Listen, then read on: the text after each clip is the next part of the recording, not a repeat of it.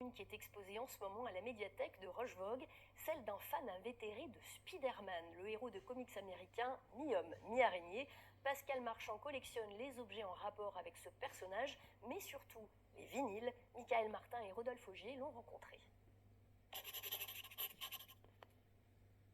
L'araignée, elle peut mettre bien singulier.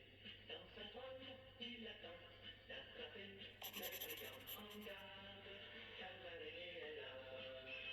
Ça me rappelle l'enfance. La première série télé qui est passée avec Spider-Man, c'était en 77. Moi j'avais 7 ans à l'époque et comme tous les gamins de l'époque, voilà, on était fous de cette série, quoi.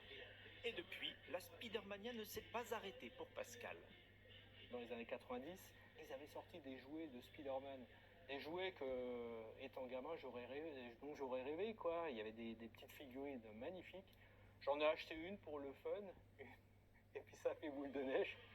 Et ce passionné de musique s'est forcément tourné vers les vinyles Spider-Man qui reprennent cet air entêtant, comme les Ramones, groupe punk rock américain, en 95.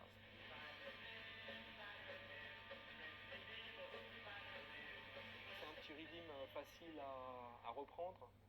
Les groupes punk, les groupes de rock and roll, de surf music, enfin, il y a beaucoup de styles musicaux qui reprennent souvent ce petit refrain. Parfois, la seule présence du super-héros sur la pochette suffit pour agrémenter la collection qui compte aujourd'hui 200 vinyles, de quoi proposer une exposition exhaustive à la médiathèque de Rochevogue sur cette icône de la pop culture.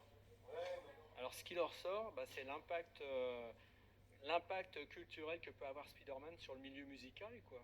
Il y a énormément d'artistes qui s'en sont inspirés, ou alors pour les pochettes, pour les labels, pour beaucoup de choses, quoi. Et puisque ça n'existait pas encore, notre collectionneur a auto-édité un livre qui présente tous les vinyles de Spider-Man.